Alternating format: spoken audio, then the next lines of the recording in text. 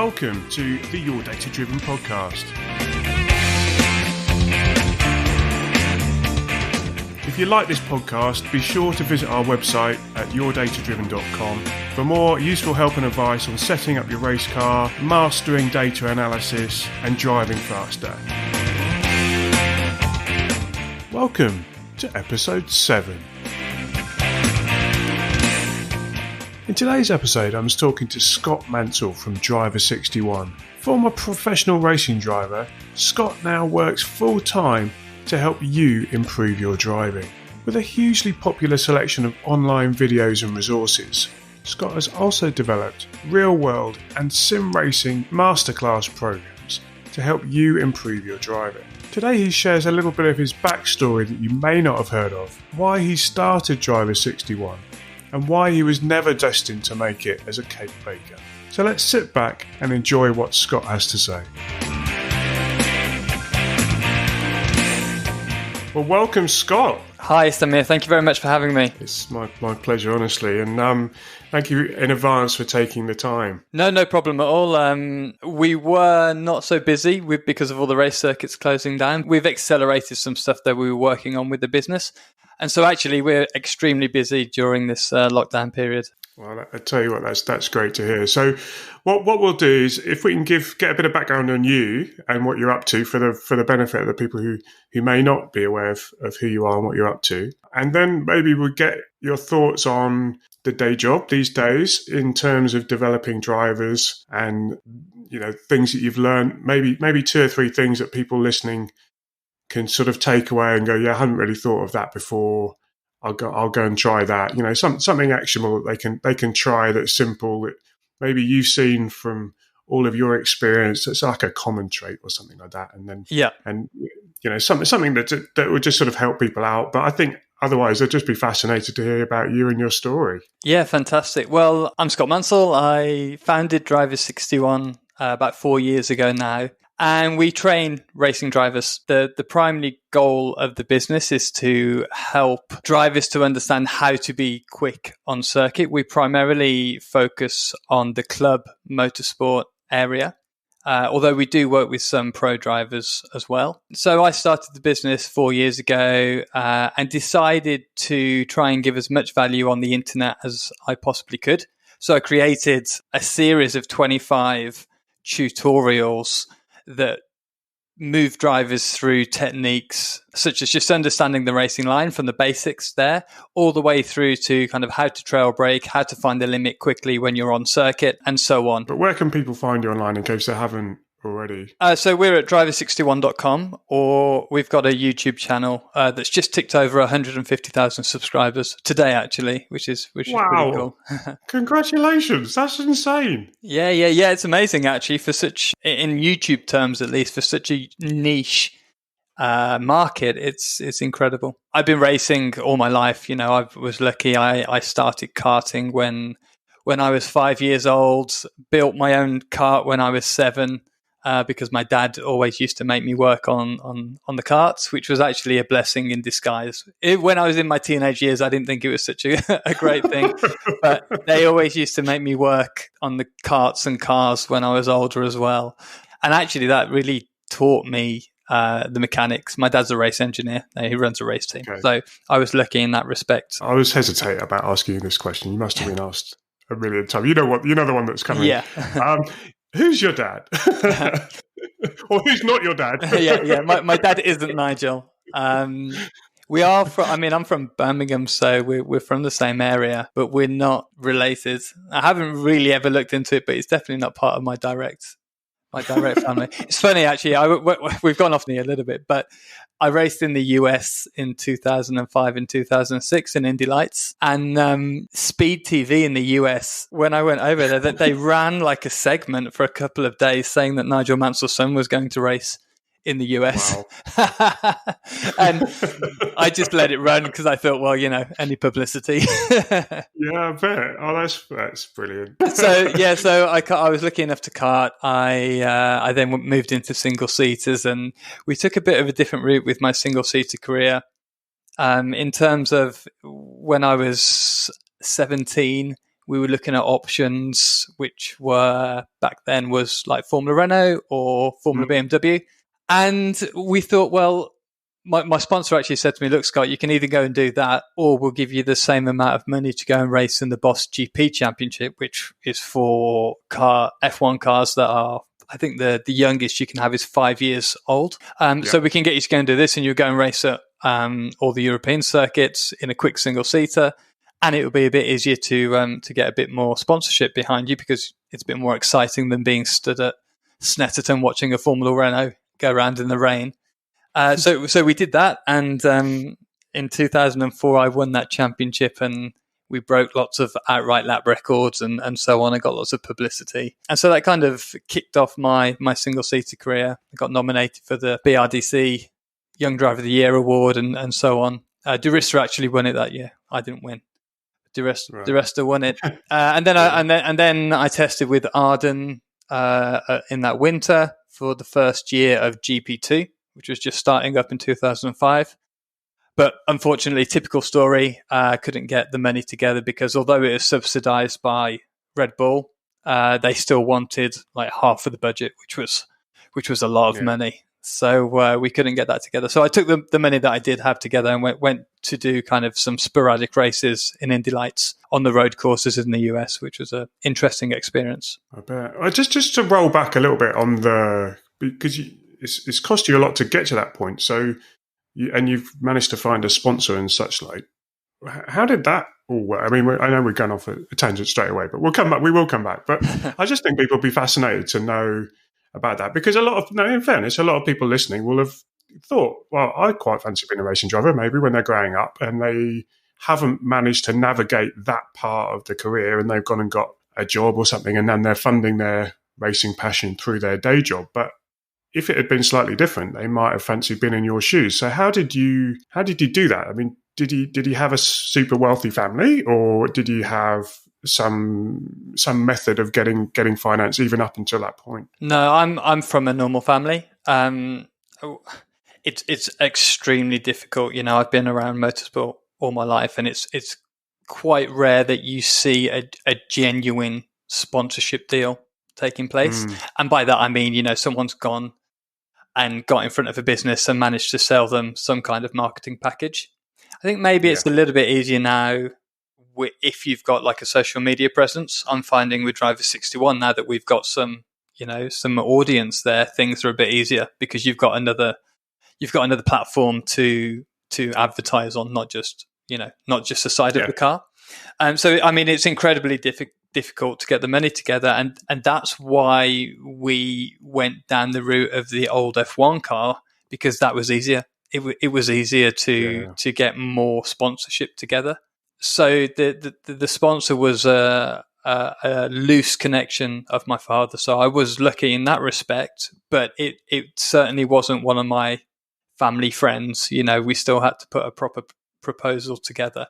As I think with many things, you're using your contact base. And so we did that. And because of the F1 car, and because I was 17, and this was back in 2004, so it was unusual for a teenager to be in an F1 car. It's not like it is nowadays. You know, I think at that point, the youngest F1 driver had been 21, 22. And I guess particularly those cars as well, because they're more physical. Yeah, I mean, so I drove a 97 Benetton in 2003. So it was a 6-year-old car, no power steering, 720 brake horsepower, V10. It was, it was really cool. It was really cool. Difficult to hang on to sometimes with 17-year-old shoulders. But I mean, and that's why we went down that route. So I guess my advice is to do something different. That's why we chose not to do Formula BMW. Everyone was doing that at the time. Everyone that had money was doing that at the time. But like I say to you, if you put in front of a sponsor 8 rounds around the UK versus in a Formula BMW, granted, I think it supported Toka that year, so it was quite a good package. But if you compare that against going to Monza, Paul Ricard's, Estoril, wherever in a V10 F1 car where you can bring 50 guests and it's very, very cool championship, then it's easier to get the money together. And the budget was the same. It was about 150 grand. I actually, it didn't work, but I actually, the next year I was thinking, well, if I want to get some money together, I could amplify the exposure if I go to, or if I can get some magazines involved. Mm-hmm. So this was in the kind of peak years of Top Gear. So I went down to London with one of my friends who pretended to be my PR agent. And I actually baked 6 cakes that looked like the F1 car. Right. Got dressed up as the Stig and went into all of the foyers of these big magazine companies in London and gave them a letter and presented a cake to them. And in the letter explained what I was doing and showed some photos of me making the cakes and things like this. and I got replies from GQ and I can't remember the names now. FHM, was it? Yeah, FHM magazine and so on. But we couldn't go any further forwards because my sponsor at that time was Zigzag Rolling Papers and they didn't want the association. So it was yeah, I mean, you've got to try these things. You've got to go and do them. And I think if you're a good marketer, then you can sell the marketing for anything. And the motorsport is just a channel for that. You might be interested. There's a fellow I've had on the show recently, and he's managed to raise £40,000 in sponsorship for his racing. Yeah. When he came onto the show, he'd only just got his race license the Friday before. He's never raced a car on a track. And I'm like, what have you done? How have you done that? And he's actually a psychologist and he works with McLaren and all their race driver program. And he's just fancies having a go at racing himself. And I guess part of it, he didn't know any different, I think, in the sense of like, well, you just raise money, don't need to go racing. And this is what I'm just going to go and do that. And I'm like, none of the rest of us have thought about doing it. Well, we have, and we just thought, we don't know where to start. And he's just gone, oh, no, I've just gone off and done this. And yeah, it's really easy. So, not easy, but it was just like, oh. Okay. I think the drivers, not a small part of it in terms of the performance, but actually if you're selling a package to somebody, the presentation and what you're offering there is kind of the big chunk of the value. I agree.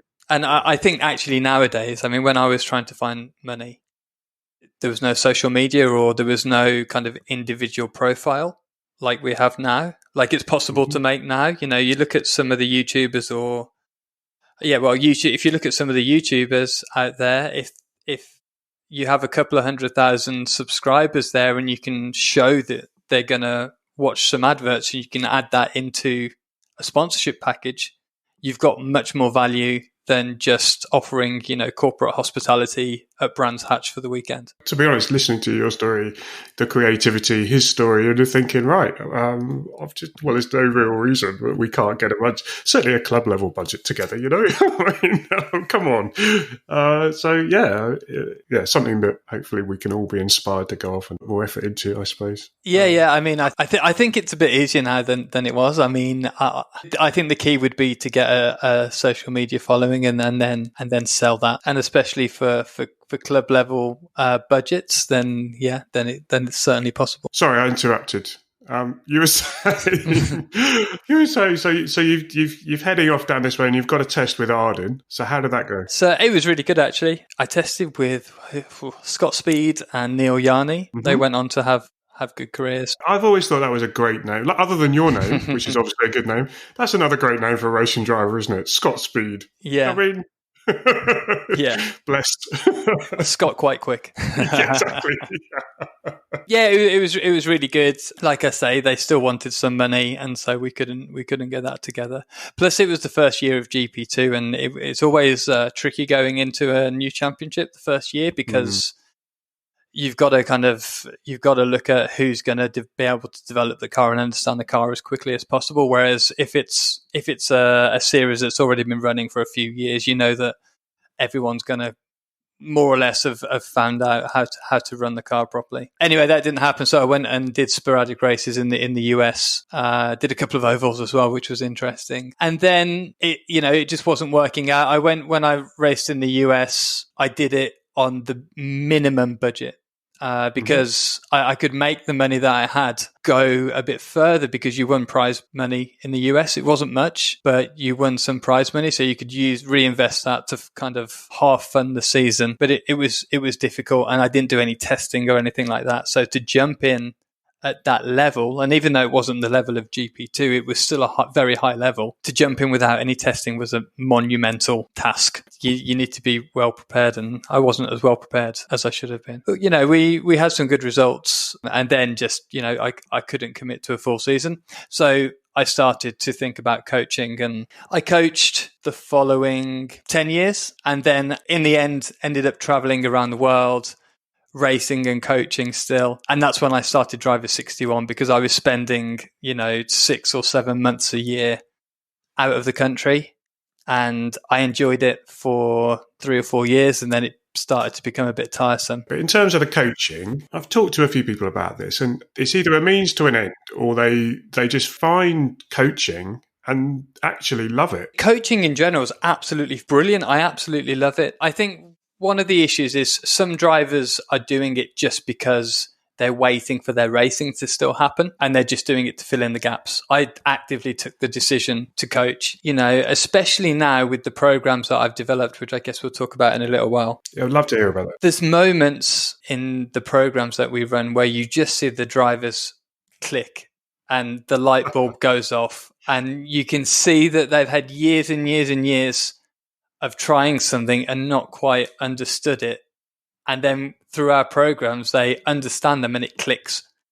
And that moment that I see pretty much every day that I'm coaching is fantastic. I guess that's the joy of teaching anything, is when you make someone understand something, and it's like a mixture of delight and relief, because they've obviously been trying it for a long time, and you just see them go, I understand it now. I understand it. Coaching's brilliant. It just depends on the type of format it's in. So I coached, a typical coach will follow a number of drivers around whichever championships they're doing, and they'll go to a typical test day, and they will coach, they'll use data. They might not get in the car that often. There's limited track time at test days and so on. And so you end up just working very closely with 5 or 6 drivers a year, and running around the country, Europe or the world, depending on who your client base is, which can get a little bit tiresome. Well, it did for me after 4 years of spending 6 months a year away. So I started Driver 61 with the aim of helping as many drivers as I could, and that's why I used the internet. I've always been interested in the internet, and I always wanted to scale. It's quite a difficult thing to scale one-to-one coaching. Yeah. So I started making all these videos and built the website. And I mean, like I said to you, the website's had, I don't know, over 10 million views now. The videos have millions of minutes watched, like 10 million minutes a month watched online, which is amazing. Amazing. That's how I scaled. And we get emails every day. Like I've just read one today, just thanking me for helping people understand. And the goal was always to give away that information and just help as many people as we could.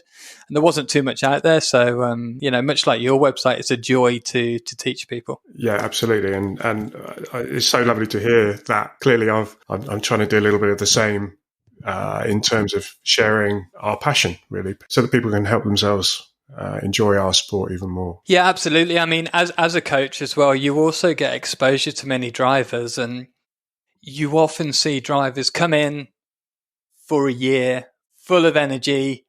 They've had their Porsche on the road. They want to try out racing, so they get an academy car or they do the Ginetta thing or whatever they do. And then they go, shit, this is harder than I thought. Yeah, exactly. This is harder than I thought, and it's quite expensive to run midfielder at the back. Then they come to this realization, and then they disappear. That's a real shame, though, isn't it, that they disappear? My philosophy is that if they come in and they actually get some training and they understand things a little bit more, they're going to enjoy it more, because they're going to be in control better with the car. They're going to do a better job. So there's some hope that they're going to get some results. Most people who come into motorsport, they're competitive people, and they don't want to just drive around at the back. If they, get the right education, they're going to have a better a better chance of winning, or at least be somewhere close, so that they do have the odd opportunity at getting the podium, and then they're going to stick around for longer, and it will help the sport grow. And as a passionate enthusiast as well as a driver, that's what I want to see happen. I love racing. I've been at racetracks since I was born, so I just love it, and I want to just help the sport as much as I can. So let me pick up on that a little bit, because there's a slight elephant in the room, and you touched on it with the word competitive there. But there's also, well, how can I flip this in a nice positive way? Our sport traditionally has not had coaches.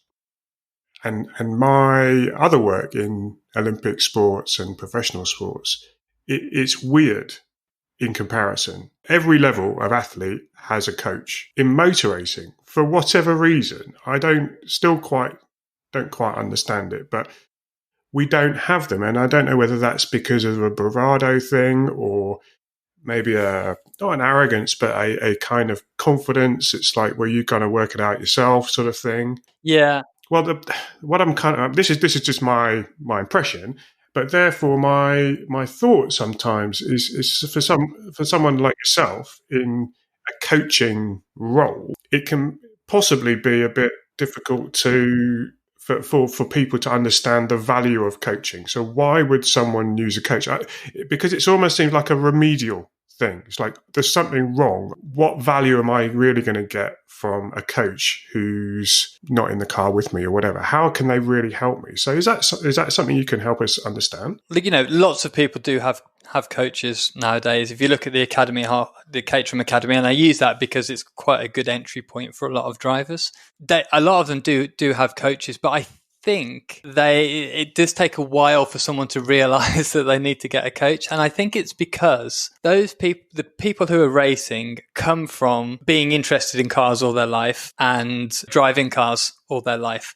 And so, like I said before, if they've had a performance road car, they think that they're fast. They might have taken it on a few track days and things and thought, oh yeah, I can do this. This is fine. In honesty, the pace of a track day is miles off what a race day pace would be, right? So you can get a full sense of security. And my old business partner at Driver 61, when we had the online store, I first met him at Brands Hatch in 2015, I think. And he had a successful business. He had a Porsche on the road. He'd done a couple of track days, and he went and bought a Radical SR1, did one track day in it, and then did the first race at Brands Hatch. This was in October. It was his first race. He did the last race of the season at Brands Hatch. Wow. And I was there. I was just won the Radical Championship, actually. But I met him at the back of the garages. He'd had it was damp. He'd had a spin coming off clearways, like drifted perfectly parallel with the pit wall, narrowly missed it. And he was out the back of the garage, and I went to see if he was okay. Yeah. And his words to me were, God, I've been driving a Porsche on the road for years. I didn't think it was going to be this difficult. And he was like still 6 or 7 seconds off the ultimate pace, which wasn't bad, actually, considering he hadn't really done anything. But from his perspective, he thought, well, I can drive these other cars on the road quickly down a country lane. Why can't I race? And I think that's the first kind of hurdle to get over. I ended up coaching him, and he was actually the start of this type of training that I'm doing now. He said to me that day, if I want to go from where I am now, which is 0, to being quick, what do I need to do? And I said, let's go. We went to Blyton Park. I said, let's go to Blyton in a road car and we'll do the basics. And we went there for 3 days, and I left there thinking, I've been doing for the last 10 years. This guy's made more improvement in 3 days than I could extract of like a year's worth of testing. Like, seriously. And that was the kind of start of it. I realized, like, he's learned so much. I said to him, forget about these radicals, because you're not getting the time to overtake. Plus, you don't get as many opportunities. I said to him, go and do single make with loads of overtaking, and then you'll get comfortable around other cars. Take a year away from the radicals and go and do that. So he did the MX-5s, and he learned more in 3 races of doing that than he did in 3 seasons of the radicals, in terms of racecraft, at least. It genuinely is the coaching side of stuff it genuinely is a lot of fun. And what we're doing now is the most effective stuff I've ever done. We do it in MX-5s, and probably 10 people have bought MX-5s afterwards as a training car. I mean, that's another thing. We do it in a slow car like an MX-5 to open up more capacity. Racing is a completely different world to being able to drive a Ferrari or a Porsche on the road. It's not even the same thing, is it? It's not. And this is the weird thing, because I particularly have some racing experience in a fairly low-powered car, and yet people sort of go, "Oh, it's not a posh car," and I'm like, "Yeah, but it's still racing." I've got no snobbery around any kind of racing. I'll jump in anything and race. And actually, in some of the more clubby races that I've done over the last years, I've had the most fun. I am very competitive, but I'd prefer to have an amazingly fun race for 4th or 5th than just to walk away at the front, that's the joy for me. It's like to do well in any kind of one-make championship, you need to be fairly good, and that's quite a hard thing to get across, because it's a sport, and that's the sport side of it, and there's a lot of really, really good people who've been doing it a long time. Yeah. So what is it? So if someone came to you and they're in that position, or they may have a Porsche, but they may not. They may be, at a lower level, and they may think, right, okay, I want to get some tuition, or I want to get a bit of guidance before I do my first race. And they come to you and they say, right, okay, Scott, what is it that you can, because people talk about lap time. So one of the things is, everyone tries to encapsulate their improvement in terms of lap time, which is a sort of a Formula One problem that we have to have to deal with, because that's their mantra, isn't it? How much lap time is that going to give me? But in your senses, they're going to say, well, if I come to you, how much quicker am I going to go? Because it's not an insignificant investment for them in the grander scheme of things. So there's always essential investments like getting a car or getting access to a car and race entries. These are kind of essential fees, which are also quite a lot if you haven't done it before. Yeah. So then the driver coach on top of that, it's kind of like, well, is that really necessary? So how would you answer that question? Well, first of all, we don't do what I would say is a normal coaching, trackside coaching anymore. Going back, I did that for 10 years, and I mean, that clearly does add some value. Yes, yeah, it does. Don't get me wrong; it's got its place. Yeah, I'm not saying it's pointless. It's definitely got value there. But after all the traveling that I did and all of that stuff, from as I mentioned before, I took a step back from the typical coaching that I was doing and thought, if we could make training for racing drivers, club racing drivers, as efficient as possible, what would that look like? And what it doesn't look like is doing 4 or 5 sessions of 20 minutes on a crowded track during a track day without anyone sat next to you in the coaching seat. So the issues are, obviously, if you wanted to hire Donington Park for the day to yourself and not have any traffic, it's going to cost you 12 or 15 grand, so it becomes impossible. So I took this step back, started designing programs. We've got like a 5-step program that we have that drivers come and do throughout the season. And we do it on a circuit that we hire exclusively. So there's no traffic. So you're not getting disrupted all the time. You know yourself, if you just have someone in the mirror, then you lose some conscious attention on what you're actually trying to do in the next corner.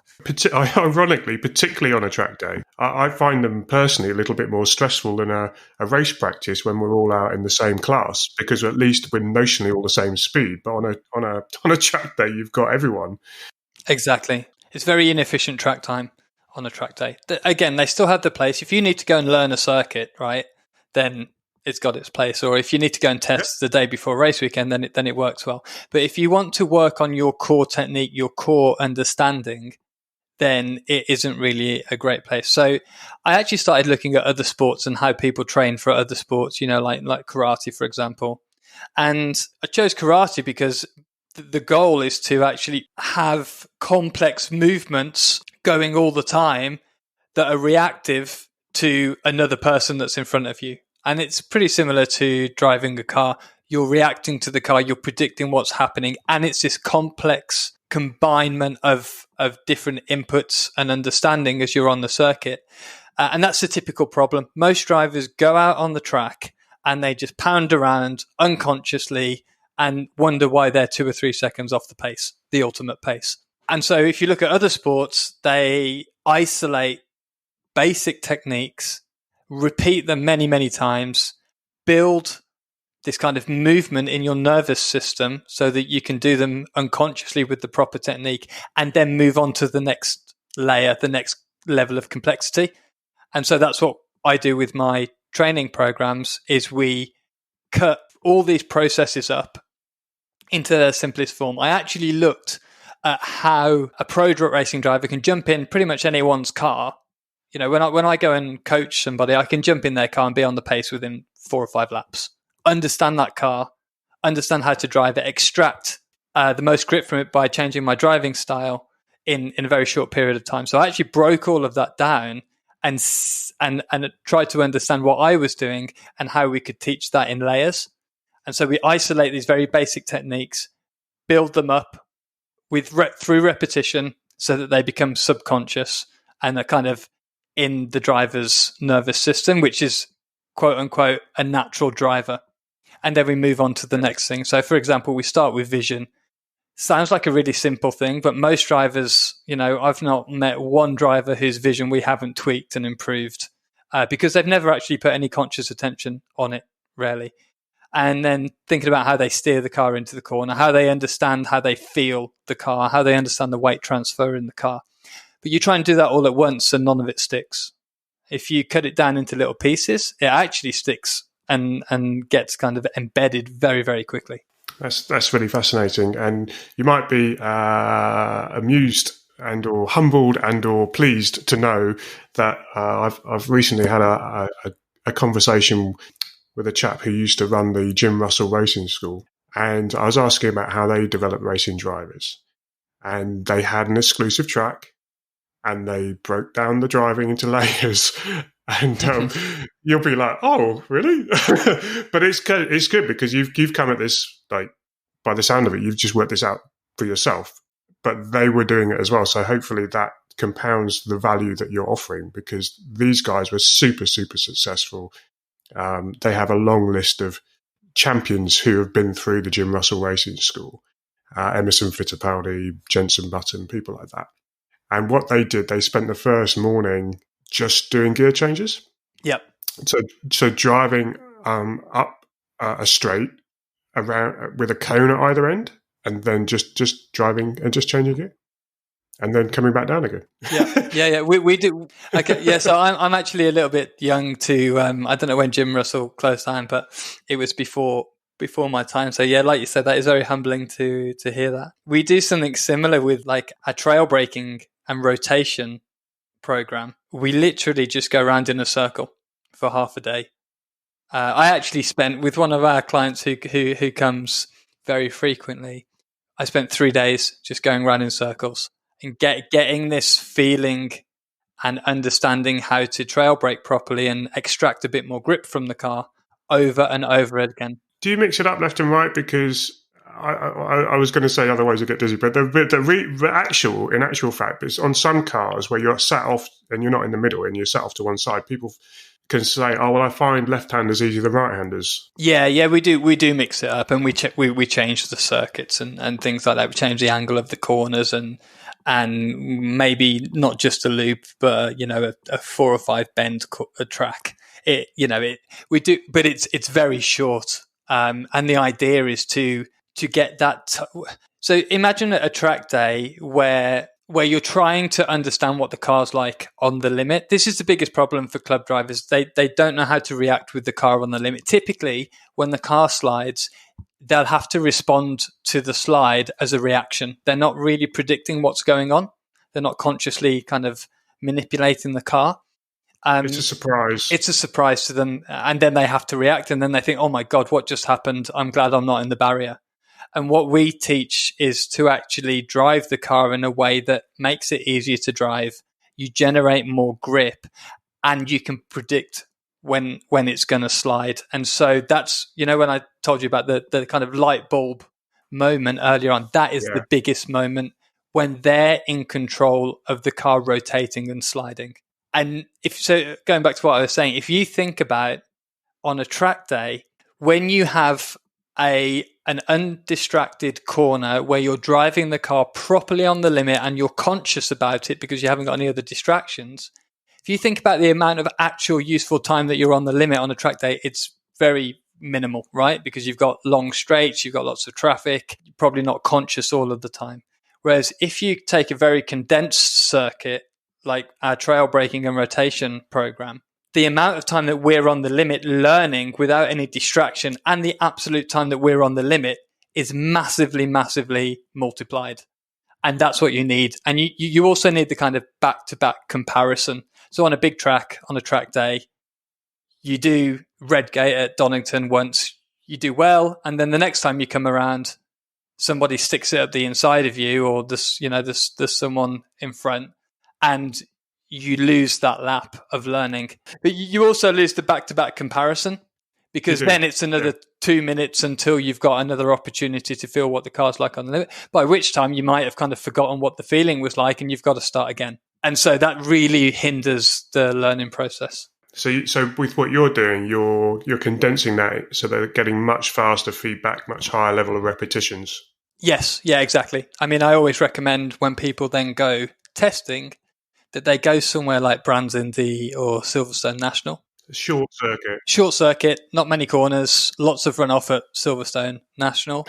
It means that you get more opportunity to try different things, and you can retain the information from the previous lap much easier. Compare that to Silverstone GP, 20 corners or however many it is. It's very difficult to recall what happened with the car on the previous lap because it's just been so long since you were back around there. What would you suggest to people who are trying to do something for themselves? What would you suggest for them to try such that they get that experience? So going to a track day at a shorter track, but I think almost with the mindset of trying to, I'm going to develop my driving in a certain way. Is that really something you'd suggest? Or? Yeah, absolutely. I mean, there's certain steps that you need to take, like with the layers that we build upon. You've got to start at the bottom. With like something as basic as vision, which a lot of people actually think that they've got right. There's not been one driver come through our programs that we've not at least tweaked their vision slightly. So that's always the first place to start. What I'd love about some of your videos that you've done on driving is that you do talk about the vision on, I think certainly on some of the track guides, you've annotated the video and gone, right, you need to be looking here. I know you're over here right now, but this is where you're going. Exactly. Yeah, exactly. So we've got, if you go to our YouTube channel and search for vision within the channel, we've probably got 5 or 6 different tutorials on vision, and then which explain the theory and what you should be doing and how to go and put that in on track. We've got all this information for free online, right? So that's all there. You can actually go and do it yourself.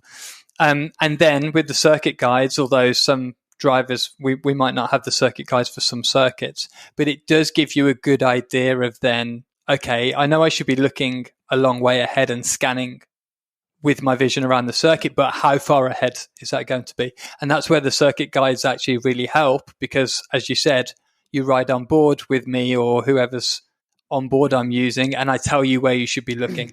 So that's the first step is understand your vision, practice it. So watch a video online of a good driver on whichever circuit you're going to, and work on your vision with the laptop in front of you. It will just begin to train you to look further ahead. When you get your vision right, the car flows through the corner a lot better. It means that you won't have to correct the car as you're going through the corner, which means that ultimately the grip is higher and the way the car reacts is a lot easier to control.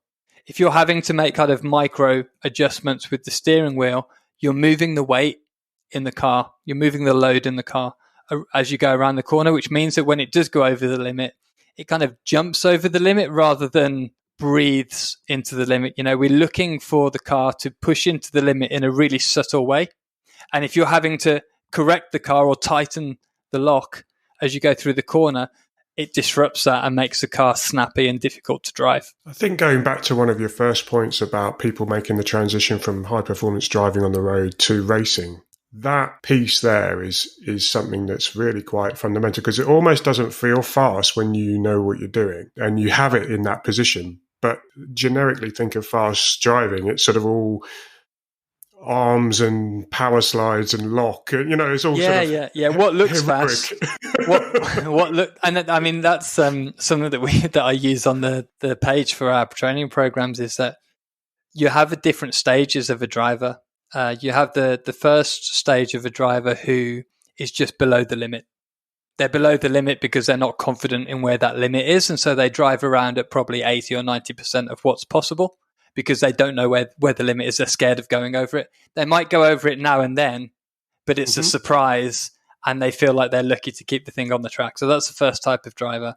The next driver who is the one who is just on the limit, maybe over it a little bit, and they're manipulating the car pretty well, and they're right on it. Everything's nice and smooth.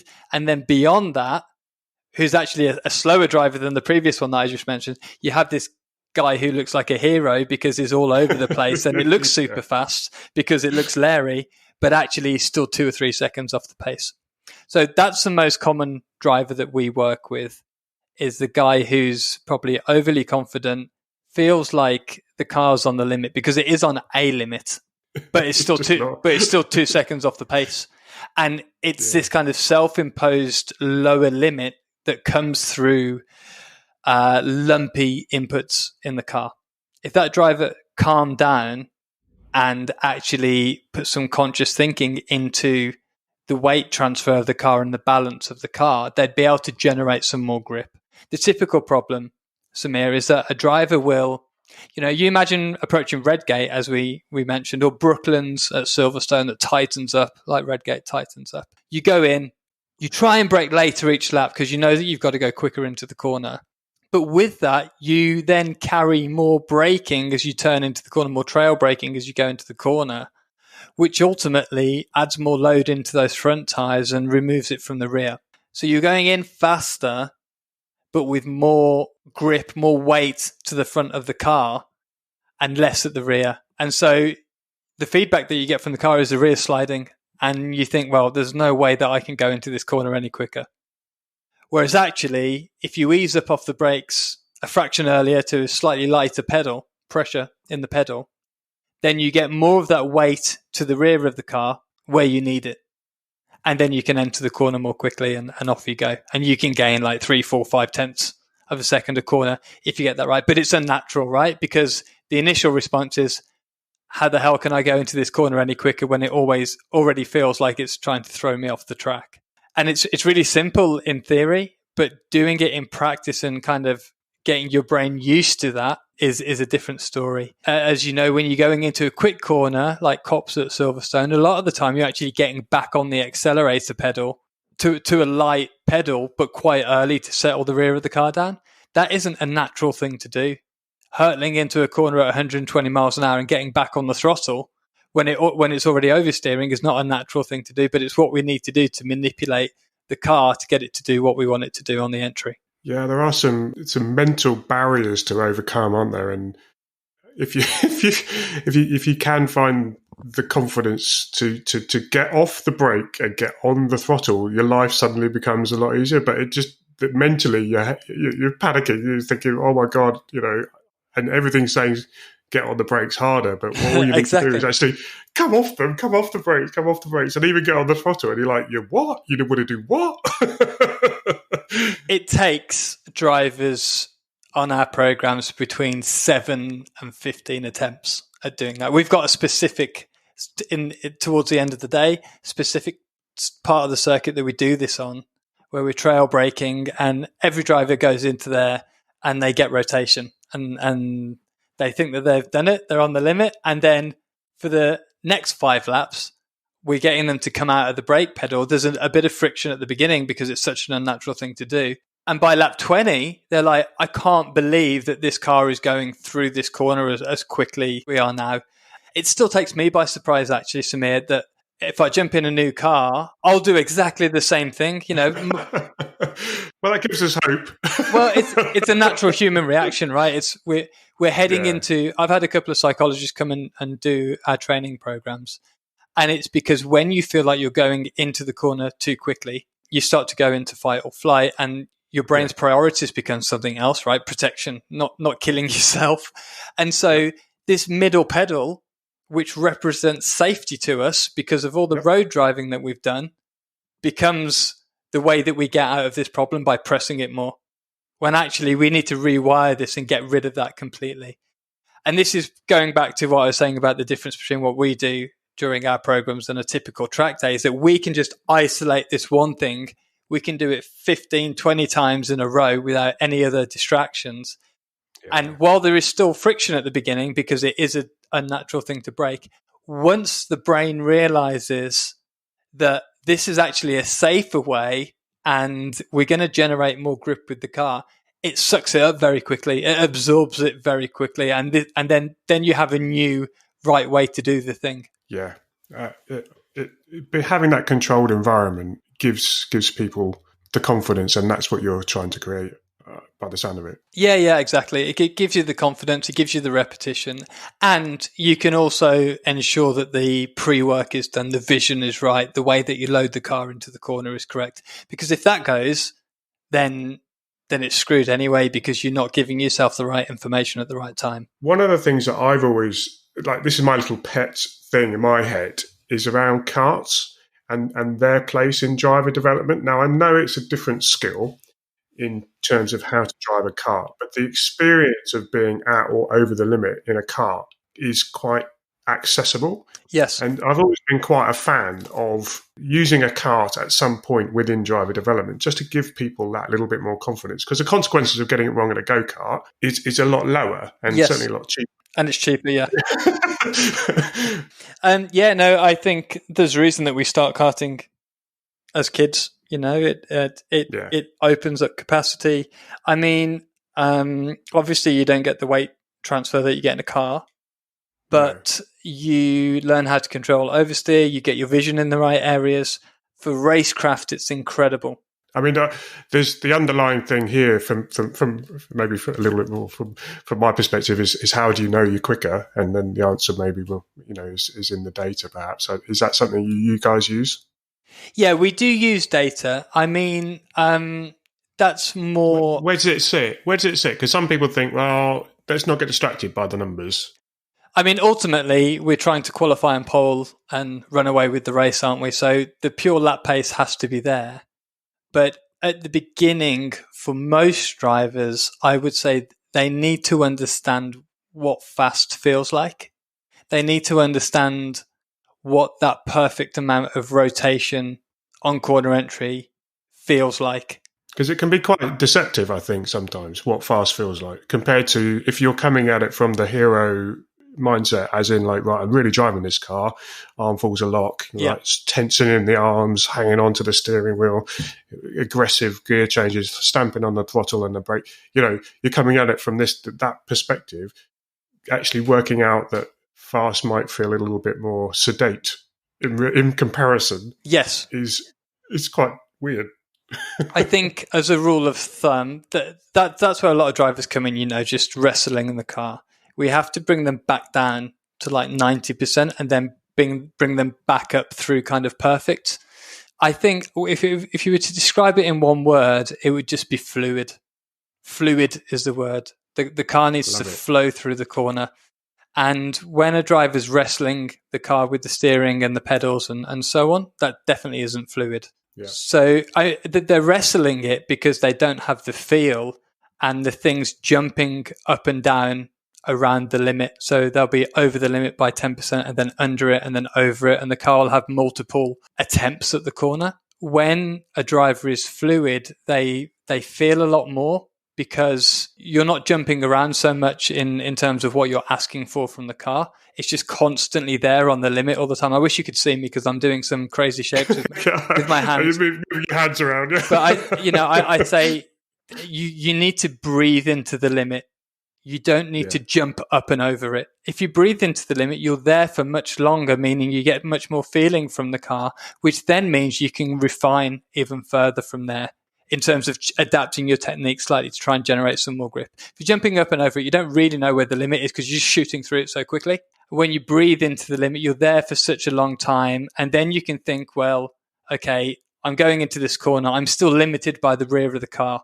If I wanted to go 5 miles an hour quicker, 2 miles an hour quicker, the rear would be the thing that would be letting go. So what can I do with my own style, what I'm doing with the pedals, to actually transfer some of the grip from the front to the rear and give myself a new limit, a higher limit? Because the limit isn't a static line, it's a band.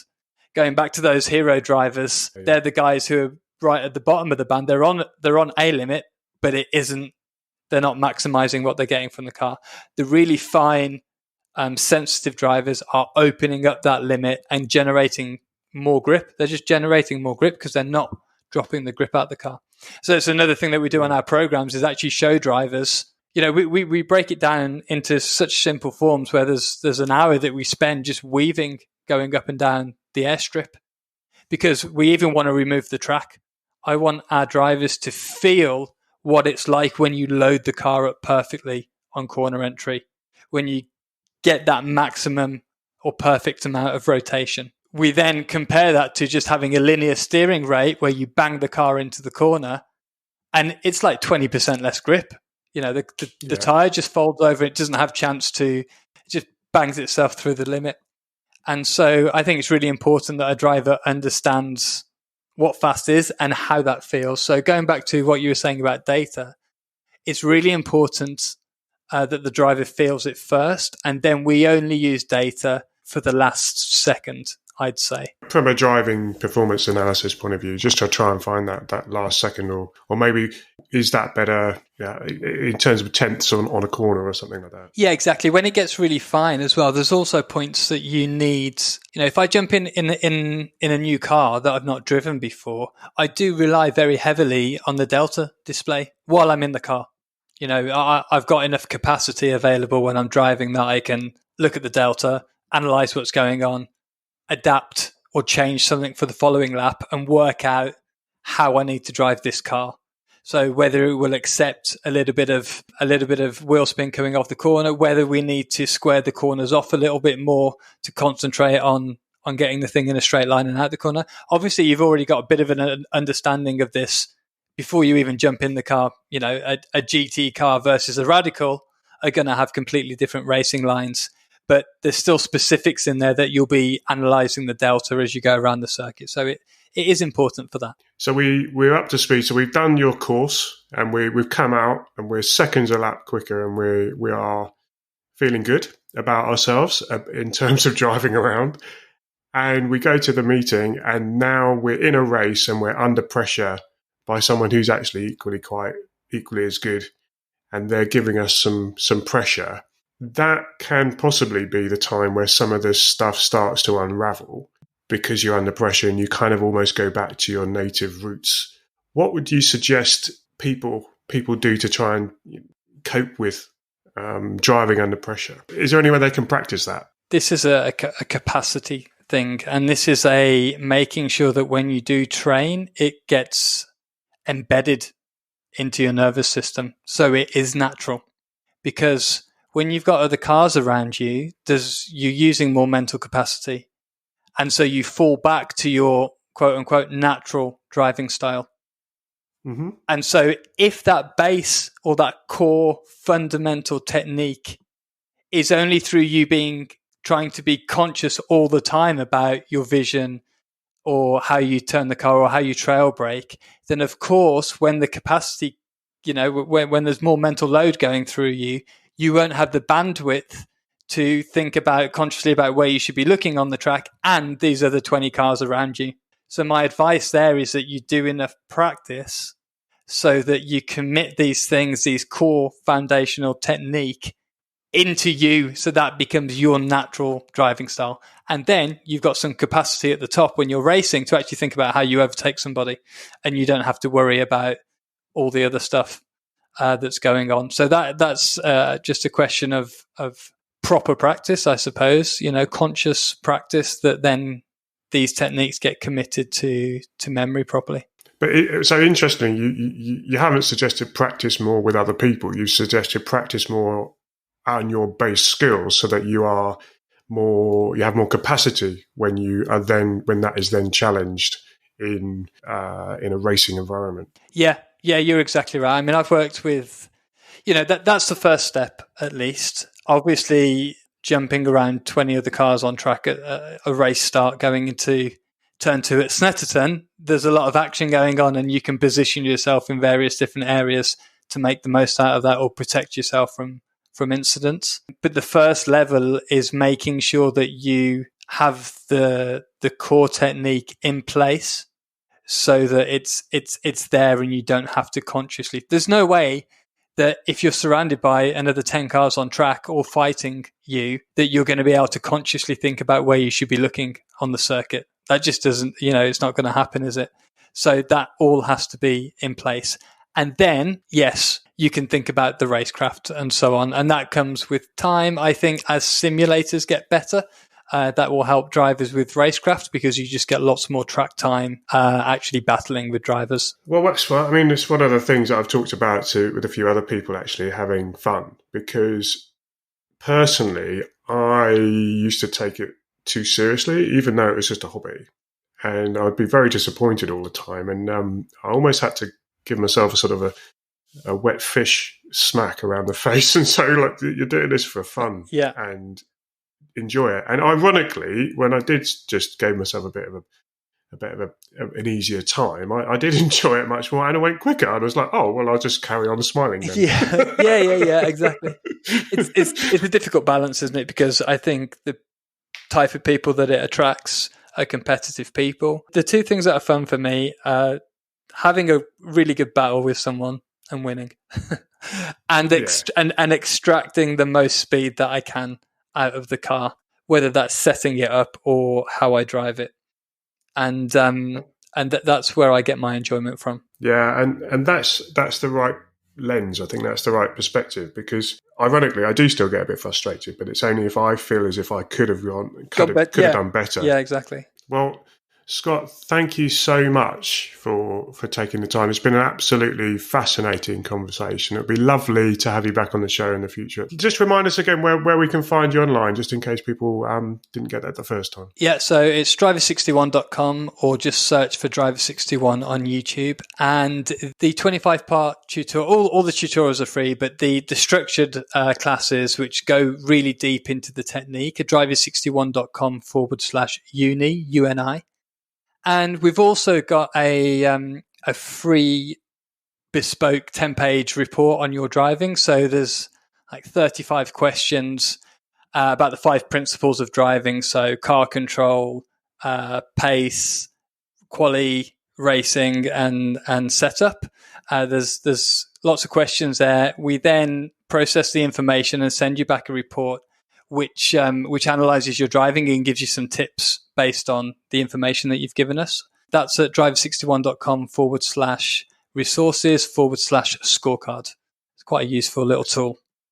That's absolutely fantastic. I'll put some links in the description below, so if anyone hasn't noted that down, you'll be able to find it in the show notes, as it were.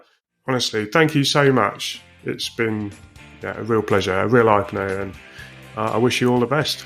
No problem. I absolutely love talking about racing and teaching. So anytime. I'll speak to you soon. Thank you for having me. What an absolute privilege to have Scott join us on the show. I really hope you found that as fascinating as I did. It's often unusual in our sport to have someone so open and willing to share what they know in order to help others. If you've not done so before, do make sure you go and check out his site. It's great to see what he's doing, and I really do wish him all the very best. If you like this episode, be sure to subscribe to the podcast and visit us at yourdatadriven.com.